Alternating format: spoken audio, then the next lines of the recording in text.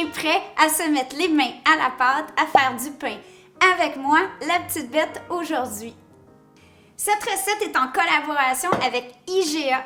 En fait, en ce moment, chez IGA, je ne sais pas si vous avez remarqué, mais les fameux petits timbres qu'on ramasse quand on va faire l'épicerie, la promotion qui est en cours en ce moment, c'est une collection de produits Zwilling, des cocottes en fonte émaillée, des petits plats en céramique, le tout qui va au four. Honnêtement, c'est pas un luxe pour personne. S'il y a une chose que moi, j'adore, c'est bien mes cocottes en fonte. C'est vraiment une belle collection. Alors, ils m'ont mis au défi, ils m'ont dit « Manon, est-ce que tu aurais le goût de faire un pain festif dans une cocotte? » Toujours est-il que comme on est dans le temps des fêtes, je me suis dit « Oh, on devrait faire un pain canneberge noix. » Donc ici, j'ai des noix de Grenoble, ici des graines de citrouille. Ça va être trop bon. Comme un pain festif. Et on va servir ça avec un fromage servi coulant, donc je vais le mettre au four à basse température au moment de servir.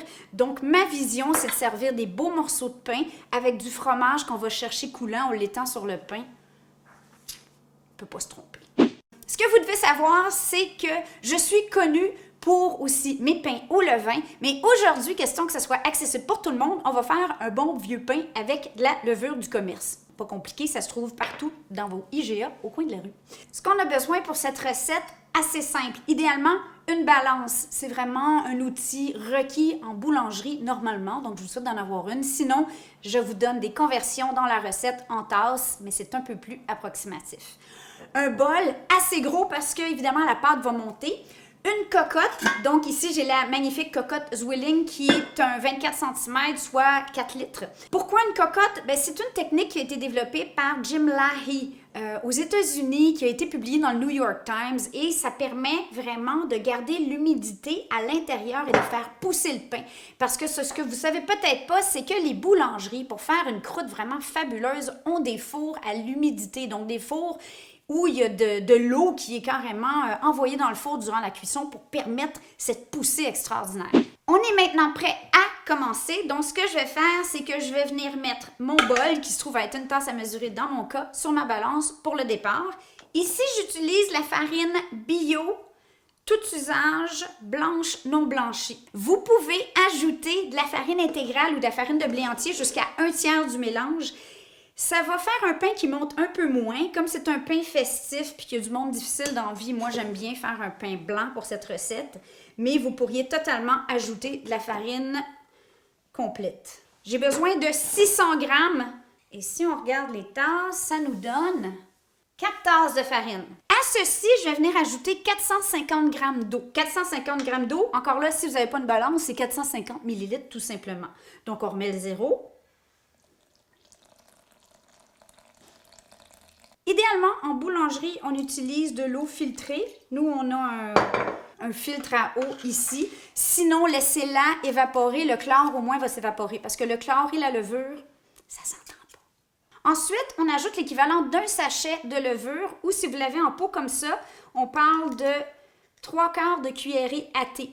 Ça pourrait être de la levée rapide, quick rise, ou de la levée régulière. En fait, ça ne va rien changer dans le processus parce que c'est le temps qui va faire fermenter et travailler notre pain. Pour ça qu'il n'y a pas de pétrissage. Donc, on vient l'ajouter sur le dessus, tout simplement. Et maintenant, une cuillerée à thé de miel. Ça ajoute au goût. 2 cuillerées à thé de sel. Ici, j'ai du sel de mer. Donc, je peux mettre, moi, 2,5, mais sinon, si vous utilisez du sel blanc ordinaire, mettez 2 cuillères à thé total. Et maintenant, ce qui nous reste à ajouter, c'est nos garnitures. 75 g de canneberge séché, qui équivaut, à ceux qui n'ont pas de balance, à une demi-tasse. Et on va venir ajouter dans notre mélange 75 g de graines de citrouille, 50 g de noix de Grenoble en morceaux. Là, si vous avez le goût de mettre des pacanes, mettez des pacanes. Si vous avez le goût de mettre des amandes, mettez des amandes. Environ un petit peu moins qu'une demi-tasse de noix de Grenoble. C'était pas si compliqué jusqu'à date, hein? Bon, alors maintenant, on fait juste combiner. Je le couvre d'une pellicule qui va le protéger. On le laisse sur le comptoir, donc environ 8 heures jusqu'à temps qu'il double. Si vous voulez ralentir le processus parce que vous n'avez pas le temps de cuisiner après 8 heures, laissez-le dans une température un peu plus fraîche. Et là, ça va pouvoir s'étendre jusqu'à 12 heures, 13 heures, 14 heures sans souci.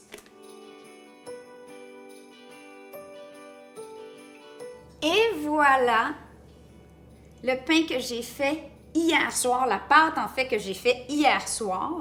Et on voit là, elle a doublé carrément.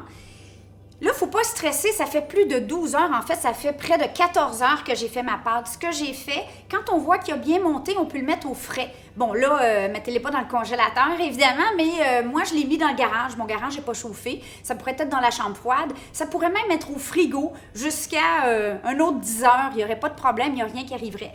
Si on le met au frais, je vous recommande de la sortir un petit peu plus avant d'être prêt à faire les étapes qu'on va faire là. Donc, à cette étape-ci, ce que je vais faire, c'est que je vais utiliser ma spatule à pâte, ça, pour sortir ma boule de pâte. Bon, là, celle-là est optionnelle, honnêtement.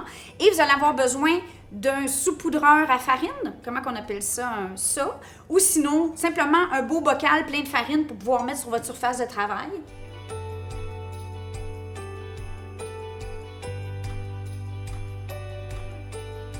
Et là, moi, à ce stade-ci, j'aime ça la virer. Donc, le côté fariné se retrouve sur le dessus. Et là, on va juste la plier un peu sur elle-même. Et je farine mes mains, comme ça. J'aime bien utiliser le couteau à pâte. Si vous n'en avez pas, c'est pas la fin du monde. Et ce que je fais, c'est qu'on va venir bâtir un peu la tension dans notre boule. Comme ça, en la tournant sur elle-même. Je vais venir préparer un carré de papier parchemin, papier à cuisson ici à côté, que je vais venir encore là saupoudrer un peu de farine. On va lui donner encore une coupe de petits tours, mais elle n'a pas besoin d'être pétrie, là. On ne fait surtout pas un pétrissage. Je suis prête à transférer sur mon papier parchemin. Ici, je pourrais mettre quelques noix, mais souvent, je trouve que les noix qui sont sur le dessus ont tendance à brûler un peu, mais on va en mettre juste un petit peu, vous allez voir. Et un petit peu de farine. Et maintenant, je viens le couvrir avec un linge propre. 30 minutes. Bonne sieste! Un petit repos, c'est toujours important. Après la demi-heure de repos, ce que je vais faire, c'est que je vais prendre ma cocotte vide et je vais la mettre au four. On part le four à 500 Fahrenheit. Là, il faut faire attention, cette magnifique cocotte a un poignet en métal. Donc, c'est parfait. Si votre cocotte a une poignée en plastique, faire attention. Moi, je la couvrirais d'aluminium. C'est un peu risqué. C'est généralement la température maximum permise pour les cocottes. Donc, si votre four est un peu plus chaud, le four est chaud. Ça fait une bonne heure que notre pain repose. Donc, on va être prêt à l'enfourner. Regardez-moi ça, s'il est beau. Regardez. Wouhou! Alors maintenant, ce qu'on va faire, c'est qu'on va être prêt à le mettre dans la cocotte. Je vais sortir la cocotte chaude du four.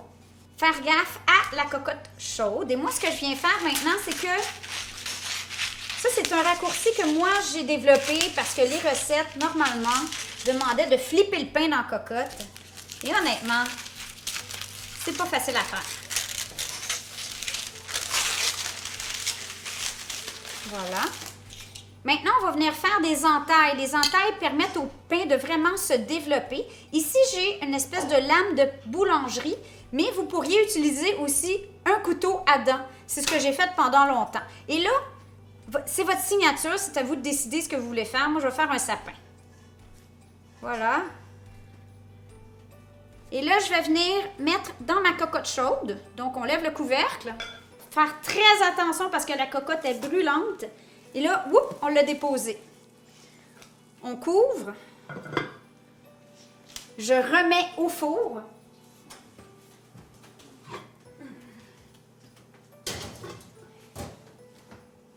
On baisse tout de suite la température à 470 et là, on met la minuterie pour 22 minutes.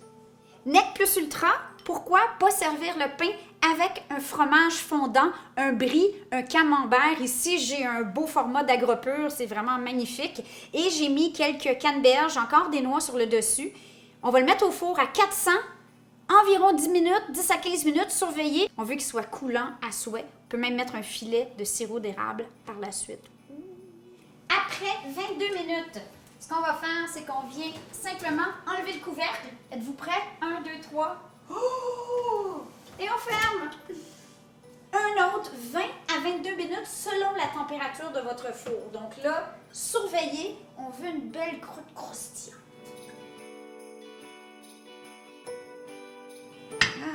Puis là, ce qu'on fait pour le sortir, ploup, on le flippe. On enlève le papier. Savoir si un pain est prêt. Entendez-vous ça? Ça sonne creux. Il est prêt.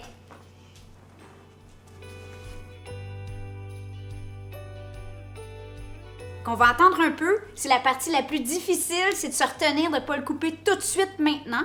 On entend le pain chanter, ça craque. Si on le coupe trop rapidement, toute l'humidité va sortir du pain, il va se conserver moins longtemps. Si c'est pour servir là, 20 minutes, encore là, les boulangers diraient non, non, non. Mais c'est difficile de résister du pain chaud, il y a quand même quelque chose de magique. Sinon, idéalement, 1h30 avant d'y toucher. Et il va se conserver de toute façon jusqu'au lendemain, il n'y a pas de souci. C'est tellement bon en toast. Oh! Mais là, maintenant, on va faire le fromage pour vous montrer la finale.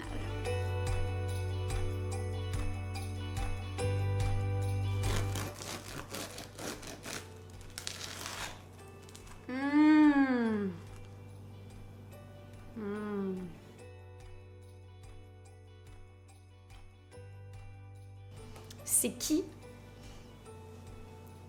le héros du jour? C'est vous, avec votre pain, votre petit fromage chaud, le pain festif, canneberge génois.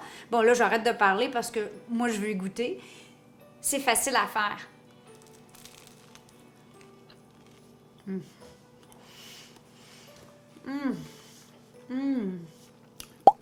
Je pense que je partage pas. Je pars avec.